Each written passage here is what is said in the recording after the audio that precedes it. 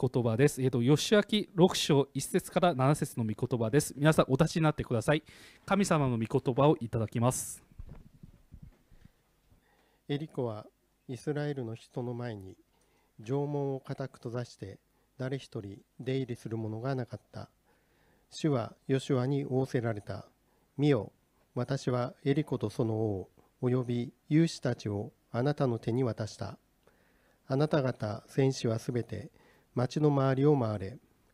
町の周囲を一度回り、6日そのようにせよ。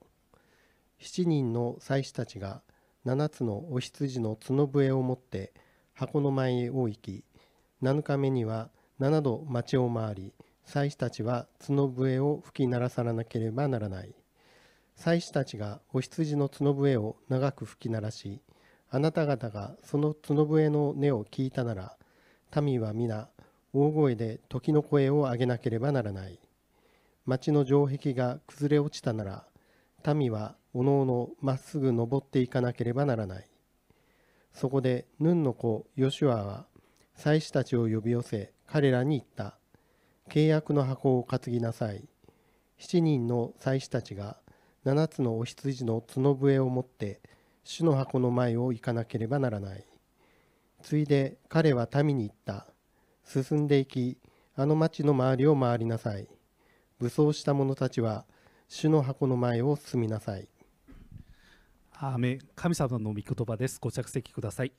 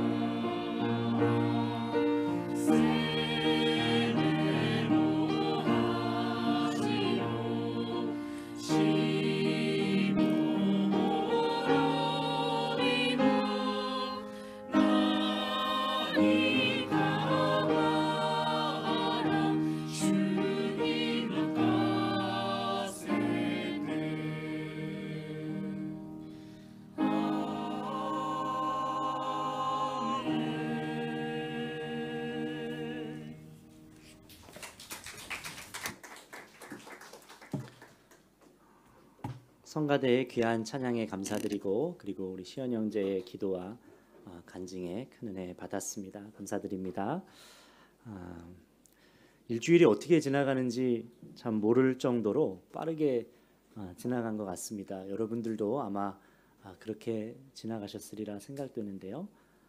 삶의 터전에서 치열하게 사시다가 오늘 하나님 앞에 나온 이 시간에 하나님으로부터 얻는 주님만이 주실 수 있는 힘을 공급받으시는 여러분 되시기를 주의 이름으로 축복합니다. 여러분, 인간 관계에서는 믿음이 참 정말 중요합니다. 처음 만나서 그 사람을 알고 그 사람을 알아가면서 그리고 그 사람이 이제 믿을 수 있는 사람이라고 여겨지면 지속적인 관계를 맺으면서 이제 친해지지요. 오래된 친구, 동역자, 중보자는 친밀할수록 그 사람과 나눌 수 있는 깊이와 또 그 사람과 나눌 수 있는 대화의 내용이 달라지기 마련입니다. 주님과의 관계도 이제 그렇지요. 예수님과 관계가 시작되고 친밀한 교제가 이어질수록 주님을 알아가는 깊이가 달라지고 주의 마음을 헤아리게 되고 주님을 향한 신뢰가 더욱 두터워지게 됩니다. 열왕기상 18장 말씀에 엘리야가 바알 선지자와 바알을 섬기는 그 850명의 예언자들과 갈멜산에서 대결하는 장면이 나옵니다. 가뭄이 심한 그 땅에 누가 비를 내릴 수 있는 진짜 신인지 대결하는 장면인 것이죠. 그러면서 누구를 믿어야 하는지, 누가 진짜 비를 내리고 모든 것을 주관할 수 있는 그런 신인지 대결합니다. 그때 엘리야가 이스라엘 백성들을 향해서 열왕기상 18장에 이렇게 외칩니다. 엘리야가 모든 백성에게 가까이 가서 말하는데, 너희가 어느 때까지 둘 사이에 머뭇거리겠느냐. 여호와가 만일 하나님이면 여호와 하나님을 따르고, 만약 바알이 진짜 신이라면 바알을 따라라. 그렇게 백성들에게 외쳤지만 누구도 그 말에 대답하지 않고 반응하지 않았습니다. 이방 주술사들이 온갖 수단과 방법으로 자기 제사를 드렸지만 소용없었습니다. 엘리야가 하나님께 기도할 때 그때 제단에 불이 임하고 그리고 비가 내리기 시작해서 그 가물었던 땅에 비가 내리는 은혜가 있었지요. 여러분, 엘리야는 어떻게 그러한 믿음을 가질 수 있었을까요? 그가 서 있었던 곳은 혼자였고 그는 약자였고 여러 환경이 좋지 않았습니다. 그런데 흔들리지 않았습니다. 어떻게 그럴 수 있었던 것이죠? 엘리야를 선지자로 부르시고 그 부르신 순간부터 그와 평생을 함께 하시며 인도하셨던 하나님을 그는 경험했습니다. 그리고 하나님에 대한 신뢰가 있었습니다. 주님과의 관계에 있어서 그것이 있었기 때문에 흔들리지 않고 담대하게 바알과 아세라를 섬기는 850명의 선지자들과 맞대결할 수 있었던 것입니다. 믿음이란 단어가 신뢰라는 단어와 참 비슷합니다. 믿음 대신에 신뢰를 넣어도 그 의미가 통할 정도입니다. 신뢰 대신에 믿음이라는 단어를 넣어도 일맥상통할 정도로 비슷합니다. 그런데 두 단어가 비슷한데 구분하여 이해할 수도 있겠습니다. 제가 어떤 책에서 믿음과 신뢰를 구분하여 이해하는 것에 참 인상적으로 읽었던 적이 있습니다. 신뢰라는 단어를 설명하면서 이렇게 설명하더라고요. 신뢰는 믿음과 소망이 결합된 멋진 단어다. 이렇게 표현하는 것이에요. 이것을 조금 풀어서 설명하면, 여러분, 믿음이라는 건 우리가 주님이 살아계신 분이라는 것을 믿고 또 그 주님이 날 위해 죽으셨고 나의 구원자 되신다는 것도 믿고 그 주님이 내가 영접하였을 때 나와 함께 하신다는 것을 믿는 것, 이것이 믿음인 것이죠. 그렇다면 소망은 어떤 것이냐? 그 주님이 앞으로 하실 일, 그것을 바라고 기다리는 것이 소망입니다.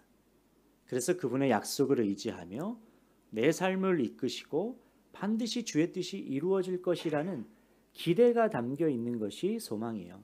그러니까 신뢰란 주님에 대한 믿음과 또한 그 믿음으로 인하여 앞으로 그분이 이루실 일에 대한 기대와 소원이 담겨져 있다는 것이에요. 여러분 주님을 진짜 믿으십니까? 여러분 주님을 믿으세요? 네, 믿으신다. 고개를 끄덕이시고 웃음으로 화답하시는 것이 주님을 믿는다라는 어떤 표현이라고 생각됩니다. 하나님이 진짜 계시고 날 위해 무슨 일을 하셨는지는 우리가 믿습니다. 그러면 한번 생각해 보세요. 그분의 뜻이 반드시 이루어질 것이라는 것도 믿습니까?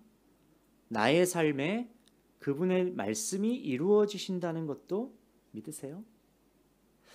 기독교인들 대부분 하나님의 존재에 대해서는 믿죠. 예수님이 누구신지에 대해서도 믿죠. 내가 속죄함의 은혜를 받았고 임마누엘 하나님이 함께 하신다라는 것을 믿습니다. 그런데 바로 앞으로의 내 인생을 그 하나님께서 신실하게 이끄실 것에 대한 부분, 내 인생 책임져 주시고 반드시 약속의 말씀대로 이끌어 주실 것이라는 그 소망을 물으면 자신이 없어요. 과연 그럴까? 주님의 뜻이 실현될 것이라는 것을 확신하지 못한다는 것입니다. 여러분, 이 믿음과 소망은 결코 구분될 수가 없습니다. 오늘 여러분과 이 이야기를 성경 말씀을 통하여 나누기 원합니다. 살면서 내가 정말 주님을 믿고 그분이 하실 일을 기대하는가? 소원하는가? 소망하는가? 내가 주님을 신뢰하는가? 이 질문을 마주하게 되는 순간이 있는데 그것은 내 힘으로 도저히 감당하기 힘든 문제, 한계에 부딪히고 답이 보이지 않는 순간을 직면하였을 때, 마주하였을 때 그렇습니다. 만약 내가 넘을 만한 문제나 상황이 긍정적인 방향으로 흘러가고 있다면 우리는 자연스럽게 잘 될 거야, 걱정할 필요 없어, 괜찮을 거야, 이런 반응을 합니다. 그리고 자연스럽게 소망합니다. 그런데 커다란 벽, 도저히 내 힘으로는 어떻게 해볼 수 없는 커다란 벽이 앞에 놓여 있을 때는 그렇지가 않죠. 과연 하나님이 일하시는 것이 맞나? 나는 왜 이런 일을 겪어야만 하는가? 과연 하나님이 역사하실까? 그런 생각을 합니다. 이 큰 벽이 꼭 이렇게 우리를 어렵게만 하는 것은 아닙니다. 이 큰 벽이 주는 영적인 유익이 있어요. 인도 최고 대학의 푸네 대학 총장으로 또 국제적인 경제학자로 인정받는 나렌드라 자다브라는 분은 인도에서 불가촉 천민으로 태어났습니다. 이 불가촉 천민은 인도 카스트 제도 힌두교에서 가장 최하층 계급이에요. 어떻게 생각하냐? 이 사람들은 악한 짓을 한 자들, 전생에 악한 짓을 했기 때문에 이 운명을 받아들여야 된다고 그렇게 말합니다. 이것이 수천 년 동안 종교화되고 제도화되어서 정말 인도인들을 운명론의 결박 속에 묶어두고 있지요. 이 불가촉 천민은요, 자신의 더러운 발자국을 지우기 위해서 항상 빗자루를 들고 다녀야 했다고 합니다. 공동 우물에서 물도 마실 수가 없어요. 그만큼 인격체로서, 하나의 인격체로서 존중받지 못한 것입니다. 이 나렌드라 자다브는 이런 결박에 저항했습니다. 그가 이런 이야기를 했습니다. 나는 불가촉 천민으로 태어났다. 그것은 내 힘으로 어떻게 할 수 없는 일이었다. 그러나 치욕과 모욕 속에서 살기를 거부하는 것은 내 힘으로 할 수 있는 일이다. 물론 과정이 쉽지 않았지만 그러나 그는 벽에 굽히지 않았고 국제금융의 전문가로 또 인도를 이끌어갈, 미래를 이끌어갈 지도자로 세계에 아주 중요한 놀라운 인물이 되었습니다. 그는 자신이 나아가야 할 방향에 대해서 포기하지 않고 수정하지 않았다는 거예요. 여러분, 벽이 주는 유익은 내 마음속 동기와 진정한 갈망을 확인하게 되는 것, 그것이 현실에 아주 큰 장벽이 주는 유익입니다. 인생의 방향이 그렇기 때문에 분명하게 결정됩니다. 내가 포기하지 말고 정말 가야 할 길인지, 아니면 포기하고 멈춰도 되는 것인지, 내가 있어야 할 곳이 이 벽 앞에서 너무나도 분명하게 드러난다는 것입니다. 우리는 때로는 열심히 목표를 향해 달려갔는데 혼자서는 해결하기 어려운 벽을 만나기도 하고, 또 때로는 인도하심이라 믿고 따라왔는데 그 앞에 통제할 수 없는 엄청난 거대한 벽을 만나게 되기도 합니다. 그런데 기억하셔야 돼요. 그 순간이 낙심이 몰려오는 순간인 동시에 그 순간이 바로 나의 진짜 동기, 내가 살아가야 할 진짜 방향, 내 소망이 분명해지는 순간이라는 사실을 꼭 기억하셔야 됩니다. 오늘 본문 여리고성 앞에 서 있는 이스라엘은 여호수아를 지도자로 출애굽해서 나온 2세대들이죠. 지난주 출애굽 2세대가 요단강을 건너온 이야기를 나누었는데, 오늘 말씀에서 본격적인 가나안 정복 전쟁이 이제 시작되고 있는데 처음 만난 성이 바로 여리고성이었습니다. 여리고성은 난공불락의 아주 큰 성이었어요. 고고학자들에 의하면 여리고성의 모습이 어떠했는지 발견한 적이 있는데, 약 5m의 돌로 성벽을 쌓았고 그 5m 위에 7m 정도의 진흙으로 그렇게 발라놨다 그래요. 그러니까 12m 정도의 높이인 겁니다.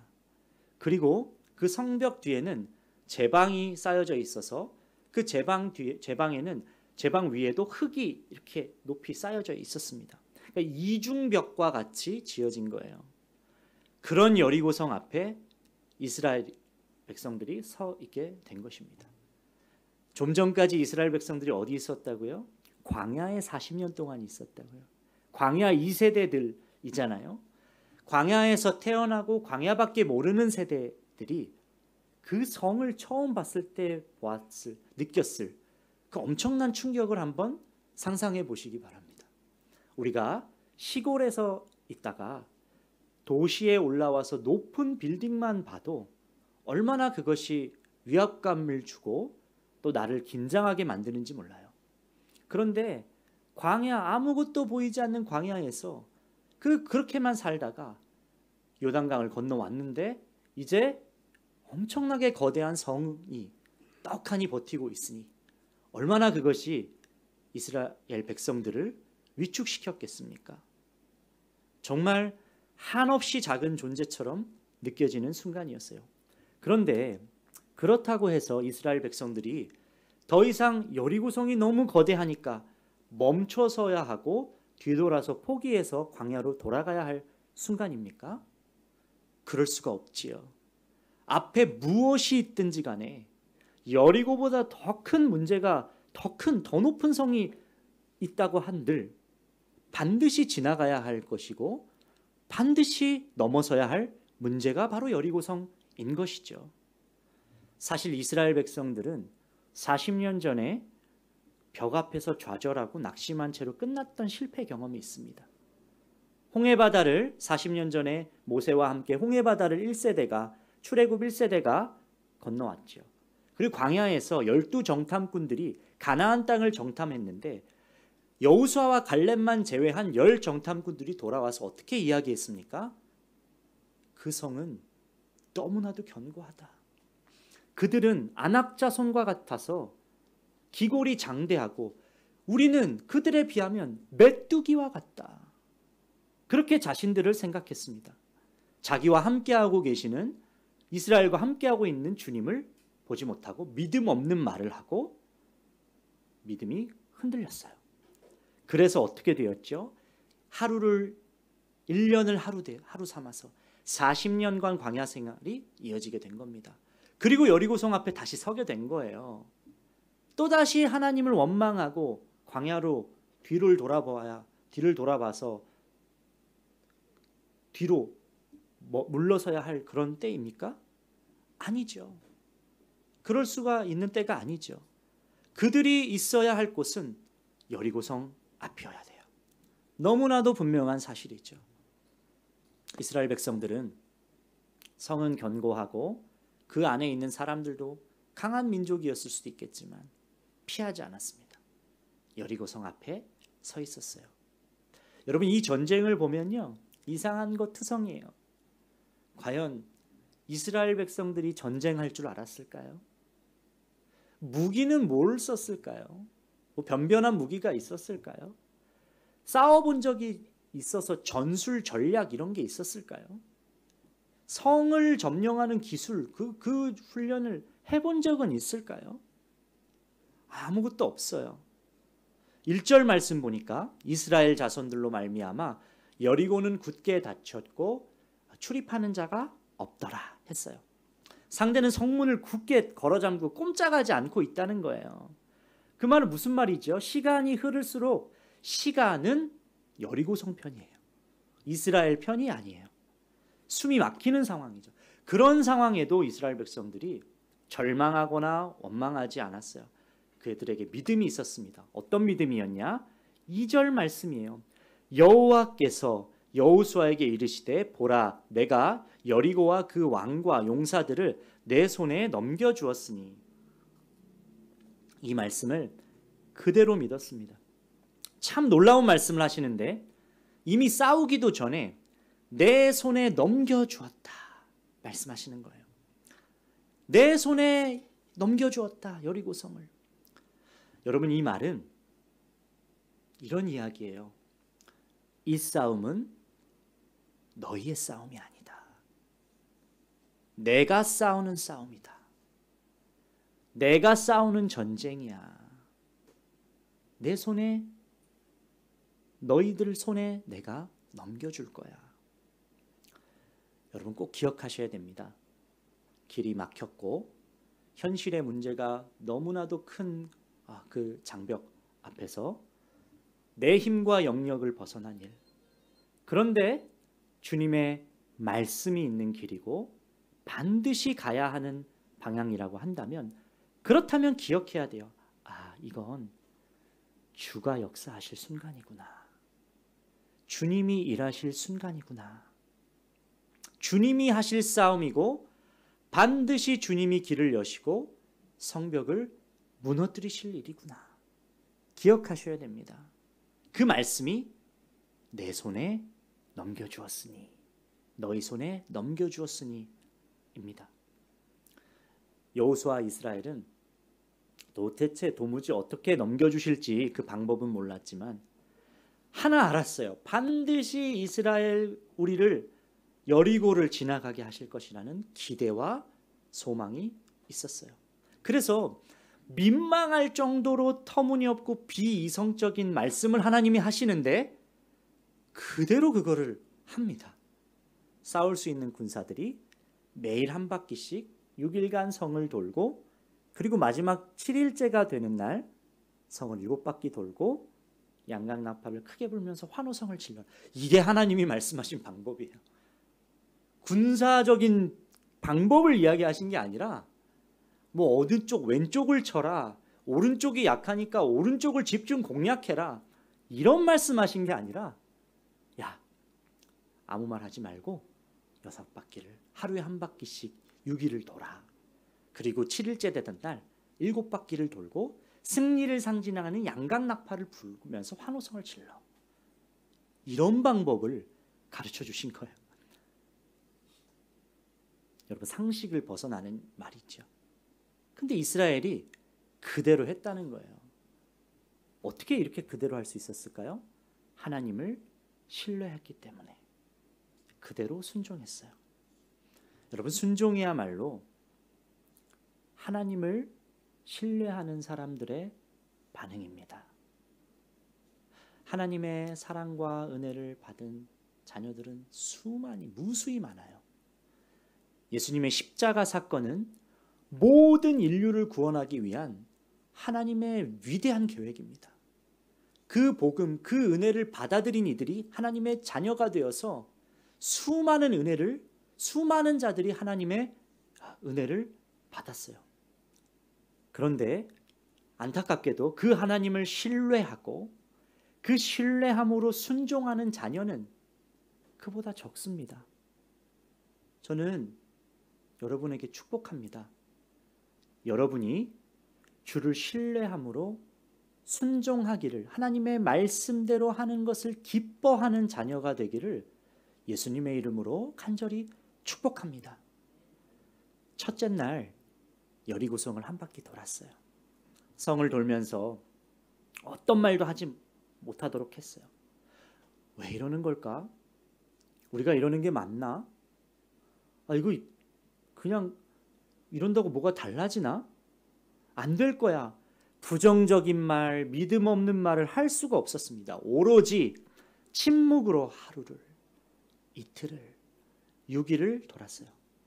그 모습 보는 여리고 사람들도 황당했을 것 같아요. 여러분, 침묵의 때는요, 우리에게 선택을 요구하는 순간이기도 해요. 믿음을 버릴 것인가? 아니면 끝까지 약속의 말씀을 붙들 것인가? 진짜가 드러나는 순간입니다. 그렇다면 침묵의 순간을, 이 시간을 어떻게 지나갈 수가 있을까요? 여러분, 십자가를 바라보세요. 십자가.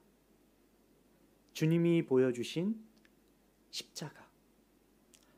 이 십자가는 우리를 흔들리지 않도록 하는데, 십자가 위에 달리신 예수님께서 침묵 뒤에는 무엇이 있는지를 십자가를 통해서 보여주셨어요. 이게 무슨 말일까요? 여러분, 주님이 십자가를 지고 가실 때 침묵하셨던 거 아십니까? 세상과 대항해서 싸우고 변호하고 그 십자가를 피하기 위해서 어떻게든 능력을 발휘하고 그러시지 않았다는 거예요. 묵묵하게 수모와 고통을, 모진 모욕을 다 받아내시며 침묵하셨어요. 침묵. 그리고 십자가에서 죽으셨습니다. 그런데 그 침묵이, 주님의 십자가의 죽음이 끝이 아니었다는 거예요. 그것이 주님이 실패하신, 하나님이 실패하신 사건이 아니었다는 거예요. 십자가 죽음 뒤에 무엇이 있었습니까? 부활이 있었어요. 부활 생명이 있었어요. 모든 사망 권세를 꺾으시고 승리하신 부활을 보여주셨어요. 소망이 무너지고 절망 속에 있는 그때를 이기는 지혜는 하나님의 말씀 속에 담겨 있습니다. 어두운 밤 침묵의 때 그 십자가를 바라보는 것과 함께 하나님 말씀을 열어보셔야 돼요. 약속의 말씀을 확인하셔야 돼요. 호세아서 6장 2절 말씀에는 여호와께서 이틀 후에 우리를 살리시며 셋째 날에 우리를 일으키시니 우리가 그의 앞에서 살리라 하셨습니다. 십자가 죽음이 끝이 아니고 부활이 있음을 성경 곳곳에 기록되어 있어요. 성경대로 죽으셨고 성경대로 부활하셨어요. 이런 맥락에서 여러분, 침묵의 때는 어떤 순간이죠? 그러면 실은 말씀이 이루어지고 있는 순간인 것입니다. 보이지 않고 들리지 않다고 해서 끝난 순간이 아니고 말씀이 이루어지고 있는 순간이라는 거예요. 약속의 말씀은 반드시 이루어지게 되어 있고 하나님은 말씀을 이루기 위해서 신실하게 역사하시는 분이세요. 저와 여러분에게 하신 약속도 똑같습니다. 십자가의 죽음과 그 후의 부활이 이를 증거해요. 여러분, 역사상 예수 그리스도께서 죽으시고 아직 부활하지 않으신 이 사흘의 기간, 그 기간만큼 고요한 시간, 소망이 끊기고 절망과 같은 때가 어디 있었겠습니까? 가장 극심히 어두운 때이죠. 가장 극심한 침묵이 흐르고 있을 때이죠. 다 실패한 것 같고, 마치 다 끝난 것 같고, 소망은 다 사라진 것 같고, 주님이 죽으셨는데, 주님이 이제 없으신데, 모든 것이 끝난 것과 같은 그런 침묵의 순간 아니었겠습니까? 토니 캠플로라는 이분은 이스턴 컬리지에서 사회학을 가르치는 교수이자 목회자이신데 그가 쓴 책 나를 바꿔라라는 책에서 아주 그가 평생에 들었던 잊을 수 없는 명설교를 소개하는데 이분이 어느 집회에서 나이가 지긋하게 드신 한 흑인 목사님 한 분이 한 문장을 계속 거듭거듭 반복하면서 거의 1시간 반 동안 한 문장만 1시간에서 1시간 반 동안 계속 설교했던 그 말씀, 그 한 문장이 평생 잊혀지지 않는다.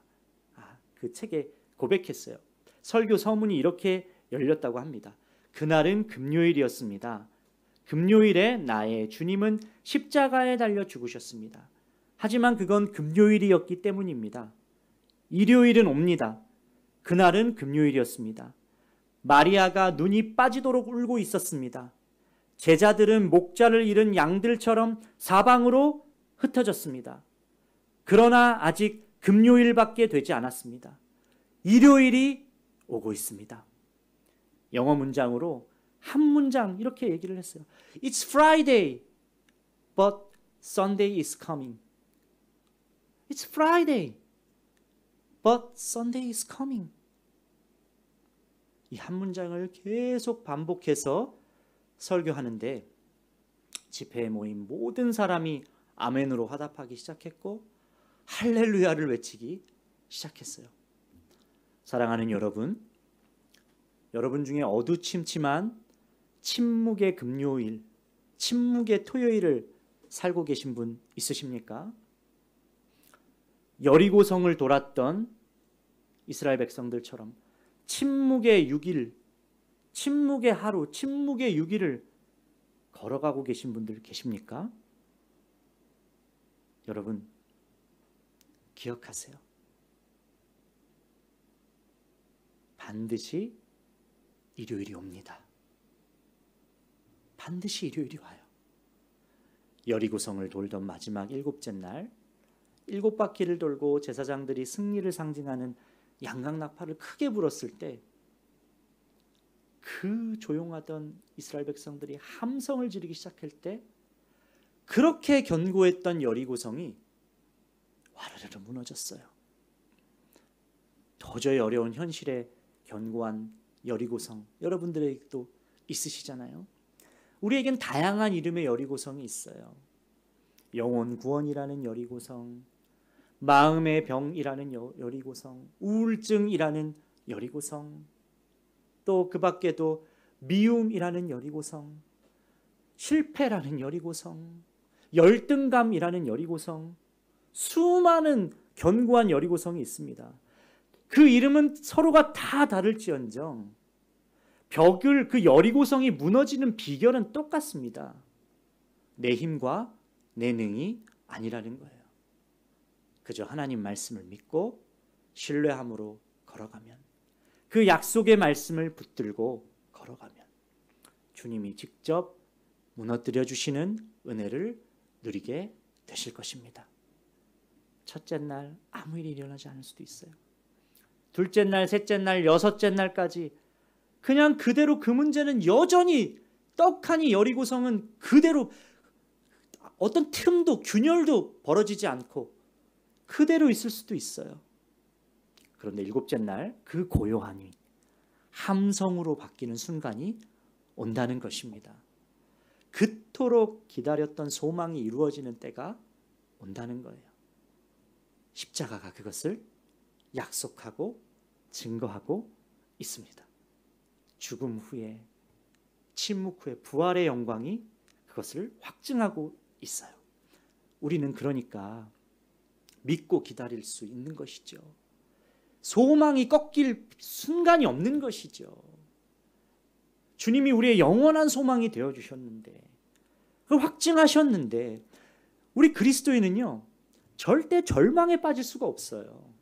우리에겐 영원한 소망이 이미 주어졌습니다. 히브리서 10장 23절 말씀에 우리에게 약속하신 분은 신실하시니 우리는 흔들리지 말고 우리가 고백하는 그 소망을 굳게 지킵시다. 그렇게 말씀하고 있어요. 올 3월에 제가 병원에서 세례식을 거행한 적이 있습니다. 저희 성도 한 청년의 어머님에게 세례를 드렸는데 작년부터 암투병을 이제 하셨고 전이가 돼서 심하게 전이 돼서 상황이 어렵게 흘러가고 있었어요. 그 어머님은 예수님을 영접하지 않으셨고 가정에서는 이 청년, 이 자매 혼자 유일하게 초등학교 때부터 친구 손에 이끌려서 복음을 알고 그리고 신앙생활을 했었어요. 그러니까 이 청년이 가족 구원을 위하여 얼마나 간절한 마음으로 기도했겠습니까? 10년이 훨씬 넘는 기간 동안 어머니와 또 어머니와 그 영혼들, 다른 가족들 구원을 위하여 간절히 기도한 거예요. 저도 그 기도 제목을 듣고 저희도 함께 기도했어요. 근데 그 청년이 투병 중이신 어머님한테 계속해서 기회만 되면 복음을 증거하고 기회만 되면 복음을 나누고 기도하면서 정말 간절히 그렇게 했지만 요지부동 여리고성인 거예요. 흔들림이 없는 거예요. 도대체가 열리지가 않아요. 그때마다 거절하셨다는 거예요. 여러분, 근데 그렇다고 이게 멈출 일입니까? 멈출 일이 아닌 거잖아요. 그만둘 일이 아닌 거잖아요. 가야 할 방향은 분명하잖아요. 그래서 주가 일하실 것을 믿고 계속 기도하며 기회를 보고 있었어요. 그러던 어느 날, 지난 3월 30일 날이에요. 그 청년이 저에게 연락을 해서 목사님, 지금 당장 오실 수 있으시겠어요? 지금 어머님의 마음이 조금씩 열리고 있는 것 같아요. 지금 복음 전해주시고 영접기도 해주실 수 있으실까요? 제가 담당 전도사님과 함께 병원으로 가서 건강이 워낙 안 좋으시니까 오랜 시간 병실 밖에 계실 수가 없어요. 여러 가지 생각이 드는 거예요. 오랫동안 밖에 나와 계실 수도 없고 그렇다고 코로나 이후로는 환자 면회가 한국도 잘 안 됩니다. 어떻게 해야 되나. 그 청년과 마음을 나누고 어디 조용한 곳에서 이렇게 대화를 나눌 수 있는 공간이 있었으면 좋겠다. 때마침 병원에 채플실이 있다는 것을 확인하고 그 채플실이 비어 있었어요. 그래서 그곳에서 오붓하게 그 청년과 저와 어머님과 우리 전도사님과 함께 그렇게 모일 수 있었습니다. 주님이 정말 예비하신 순간 같았어요. 하나님에 대해서 나누고 죄에 대해서 나누고 십자가에 대해서 나누고 구원, 복음에 대해서 이렇게 나누는데 어머님이 아멘, 아멘, 아멘입니다. 믿음으로 또렷하게 믿음의 고백을 하시는 겁니다. 그래서 세례식까지 거기서 진행할 수 있었어요. 그렇게 무너지지 않을 것 같았던 견고한 여리고성이 그 무너지는 순간이었습니다. 모든 것을 정확하게 인도해 주셨어요. 시간과 장소와 어머님의 마음과 모든 환경을 하나님께서 주장해 주셨습니다. 그리고 어머님은 정확히 열흘 후에 하나님의 품으로 떠나셨습니다. 영원하신 주님의 품에 안기셨어요. 구원이 임했어요. 가장 소중한 복을 이 땅에서 그래도 갖고 가신 것이죠.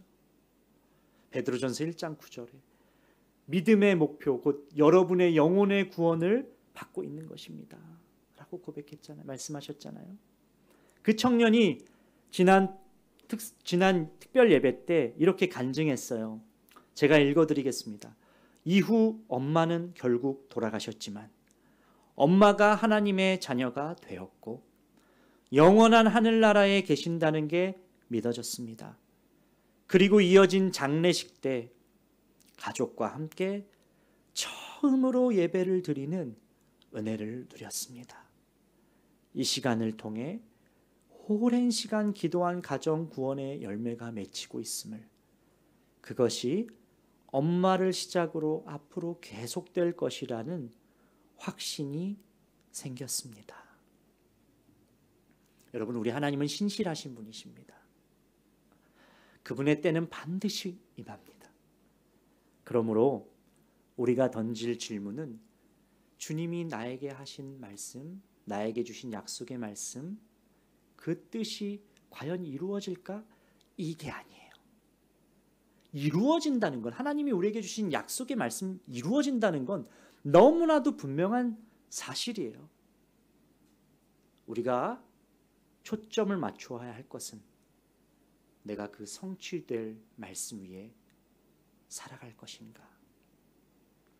당장 여리고성과 같은 변화가 없을지라도, 아무 움직임이 없고 여전히 현실은 그대로라고 할지라도 내가 약속의 말씀 위에서 주와 함께 살아갈 것인가.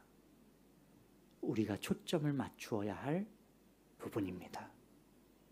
이스라엘이 여리고성을 돌 때 변화는 없을지라도 그 지치고 두려울 수 있는 순간일지 모르지만 결코 이스라엘을 혼자 두지 않으셨어요. 그 속에 하나님의 함께 하심을 의미하는 언약궤가, 여호와의 궤가 그 행렬 가운데 계속 함께 했습니다. 주님이 그 일에 아무 변화 없는 그 가운데에서 침묵하고 계셨지만 하나님 당신의 일을 하시며 그들과 함께 하셨고 그들에게 계속해서 이어갈 수 있는 힘을 공급해 주셨다는 거예요. 견고한 벽이 무너지는 순간까지 살아갈 힘을 주시는 분이 우리와 함께 하시는 주님이세요. 히브리서 11장 30절 말씀에 히브리서 기자는 이 사건에 대해서 이렇게 평가합니다. 믿음으로 7일 동안 여리고성을 도니 성이 무너졌으며 믿음으로 걸어갔다니. 사랑하는 여러분, 눈으로 보는 현실이 있습니다. 그러나 믿음으로 보는 진실이 있습니다. 고요함이 끝나고 반드시 무너지는 때가 있습니다. 현실이 아무리 어려워도 그 가운데 함께 하시는 우리 주 예수 그리스도, 진실이 항상 우리와 함께 하십니다. 그가 이루실 일을 소망하시기 바라요. 반드시 여리고는 무너집니다. 너희 손에 건네주었다 말씀하셨습니다. 짧은 시간이지만 치바 영광교회 이렇게 말씀 사역을 감당하면서 참 감사하고 저 자신도 참 큰 은혜와 도전을 받았던 시간이었습니다. 참 마음을 다하여 환대해 주셔서 진심으로 감사드립니다. 제가 말씀 준비하면서 이런 생각이 들었어요. 여러분, 일본 땅도 여리고성과 같은 곳이잖아요. 수많은 우상들이 있어서, 신사들이 있어서 복음을 받아들이기가 너무나도 어려운 여리고성과 같은 곳이잖아요. 그러나 하나님이 이 땅을 너무나도 사랑하시고, 그리고 우리 먼저 믿은 그리스도인들을 통하여, 여러분과 같은 분들을 통하여 묵묵하게 마치 6일의 여리고성을 돌라 하셨던 것처럼 여러분들을 놀랍게 사용하셔서 그 견고한 여리고성, 무너져야 할 악한 권세들, 우상들, 신사들이 반드시 무너지는 때가 올 줄로 저는 믿습니다. 저도 돌아가서 치바 영광교회와 일본 땅을 위하여, 일본의 영혼을 위하여 계속해서 기도하도록 하겠습니다. 진심으로 감사합니다. 우리 함께 찬양하며 또 기도하는 시간 가졌으면 좋겠습니다.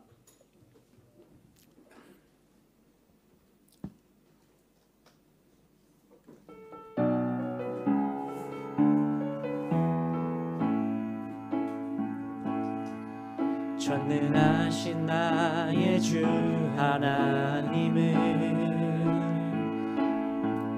능치 못할 일 전혀 없네. 우리의 모든 간구도, 우리의 모든 생각도, 우리의 모든 꿈과 모든 소망도 신실하신 나의 주 하나님은 우리의 모든 괴로움 바꿀 수 있네. 불가능한 일 행하시고 죽은 자를 일으키시니 그를 이길 자 아무도 없네. 그의 말씀, 주의 말씀을 의지하여 깊은 곳에 금을 던져 오늘 그가 놀라운 일을 이루시는 것 보라.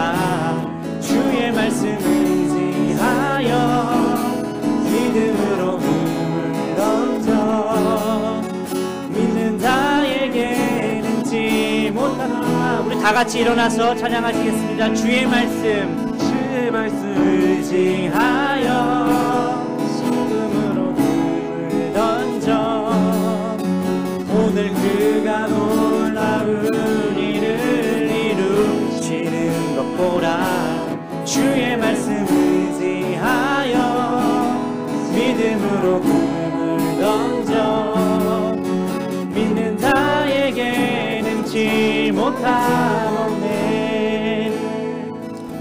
여러분에게 오늘 견고한 무너져야 할 여리고성읍 있다면 우리가 가슴을 두 손에 얹고 함께 기도했으면 좋겠습니다.